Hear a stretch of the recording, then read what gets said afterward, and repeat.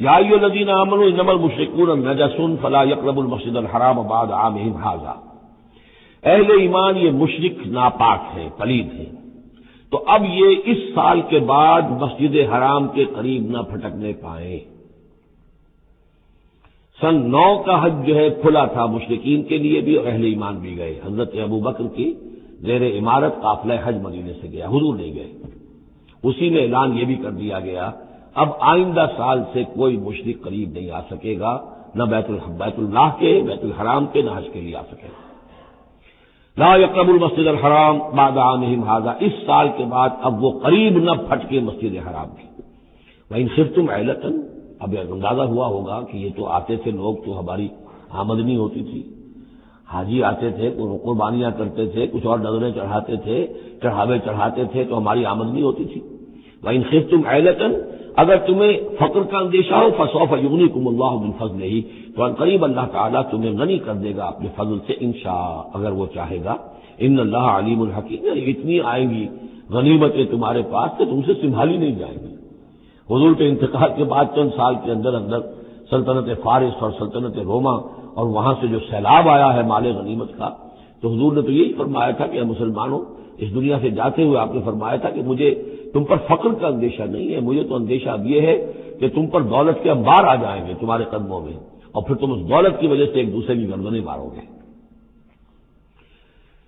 ان اللہ علیم الحکیم، قاتل الذین لا یؤمنون باللہ ولا بالیوم الآخر ولا یحرمون ما حرم اللہ ورسولہ ولا یدینون دین الحق من الذین اوتوا الکتاب حتی یعطوا الجزیۃ عن ید وہم صاغرون۔ یہ آیت بھی فلسفہ دین کے اعتبار سے بہت اہم ہے۔ جنگ کرو ان لوگوں سے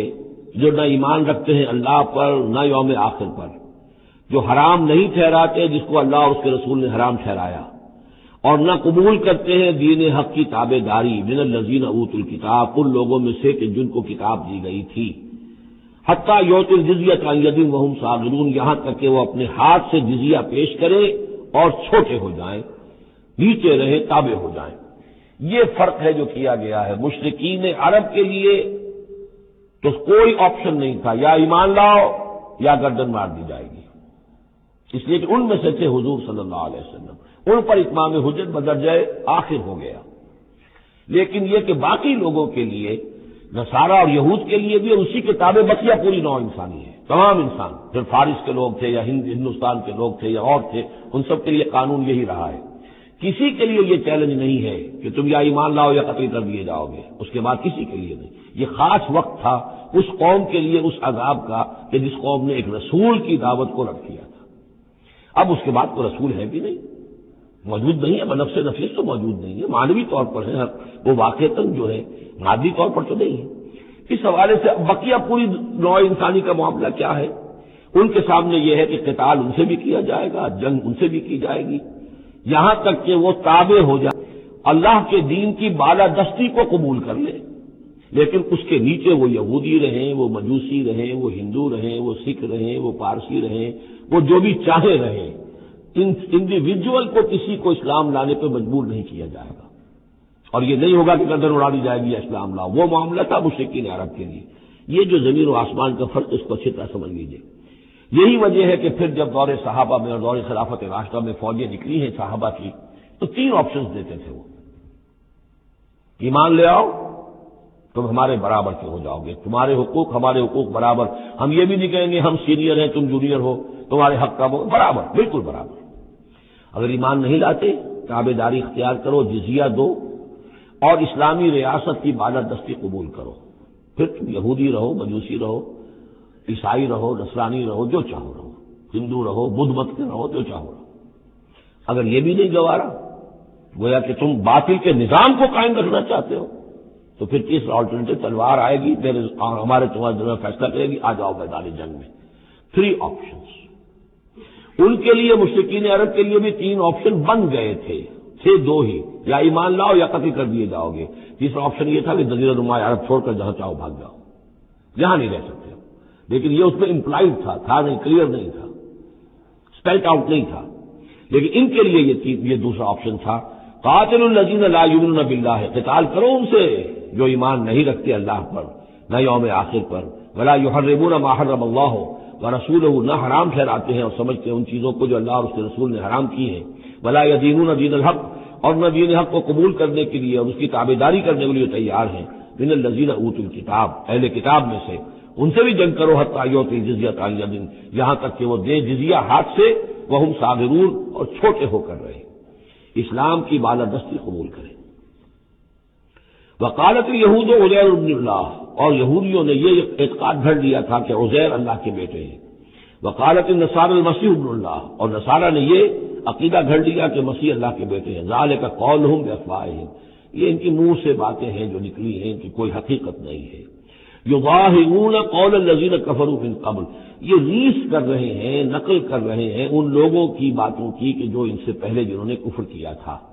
یہ میں اشارہ کر چکا تھا کہ مصرا ازم یہ ایک مذہب تھا پرانا، اور خاص طور پر مصر اس کا بہت بڑا مرکز تھا۔ تو جب یہ سینٹ پال نے جب تبلیغ شروع کی ہے عیسائیت کی،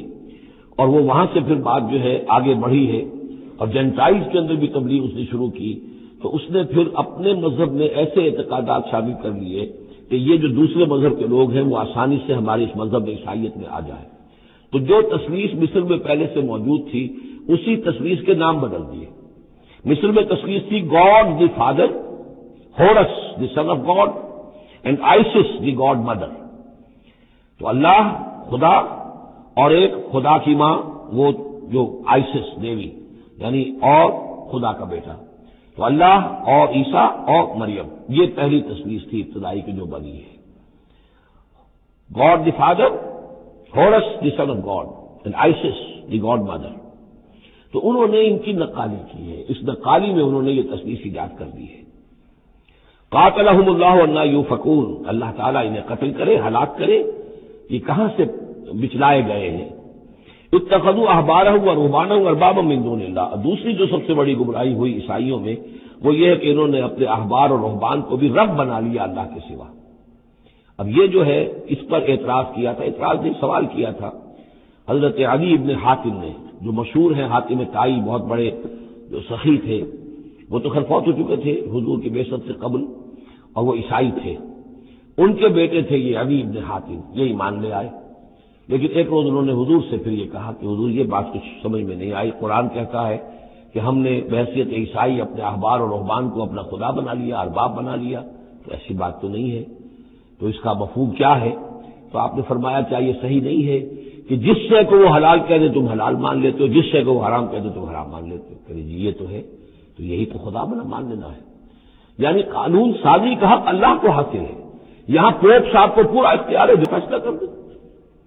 تو 2000 سال تک تو حضرت مسیح کو سولی دینے کا الزام یہودیوں پر رہا، اب آ کر اچانک انہوں نے ایک ڈیکری، ایک فرمان کے ذریعے سے بری کر دیا، تاریخ کو بدل دیں، حرام کو حلال کر دیں، حلال کو حرام کر دیں۔ یہی ہمارے ہاں بھی یہ پوپ ہوتے ہیں، یہ جو ہمارے یہاں اسماعیلیز ہیں، ان کا جو امام حاضر ہے وہ معصوم ہے، اور وہ جس چیز کو چاہے حلال کر دے، جس چیز کو چاہے حرام کر دے۔ انہوں نے بھی شریعت ساقط کی ہوئی ہے، اسماعیلیوں پر شریعت نہیں ہے۔ ایک اسماعیلی وہ ہے جو ہنزا وغیرہ میں رہتے ہیں، ان کے ہاں شریعت ہے، یہ پرانے اسماعیلی ہیں کہ جو باہر سے آ کر یہاں پر آباد ہوئے تھے۔ ایک یہ گجرات کے علاقے میں آ کر جب اسماعیلیوں نے اپنی تبلیغ کی ہے تو انہوں نے وہی کیا جو سینٹ پال نے کیا تھا، شریعت ساقط کر دی۔ اور جو ہندوؤں کا عقیدہ تھا اس کے اندر 9 اوتار تھے، 9 اوتار آ چکے ہیں دنیا میں اللہ کے، ان کا کہ حضرت علی 10ویں اوتار ہیں، 10م اوتار، وہ 10م اوتار ان کے عقیدے میں شامل ہو گیا، اور جو ان کا امام حاضر ہے اسے پورا اختیار حاصل ہے، شریعت کی جس چیز کو چاہے منسوخ کر دے، جو چیز چاہے حرام قرار دے دے، جو چیز چاہے حلال قرار دے، یہ ہے جی۔ تو اتخذوا احبارهم ورهبانهم، یہ تو گویا کہ خدا ہی بنا لیا، یہ اختیار تو خدا ہی ہے۔ اربابا من دون اللہ، انہوں نے اللہ کے سوا ان کو بھی رب بنا لیا ہے۔ والمسیح ابن مریم، اور مسیح ابن مریم کو تو پوچھتے ہیں۔ وما امروا الا ليعبدوا الها واحدا، انہیں نہیں حکم دیا گیا تھا مگر اس بات کا کہ وہ پوجے صرف ایک الہ کو، لا الہ الا ہوا، نہیں ہے کوئی معبود اس کے سوا، سبحانہ عما یشرکون، وہ پاک ہے اس سے کہ جو شرک یہ کر رہے ہیں۔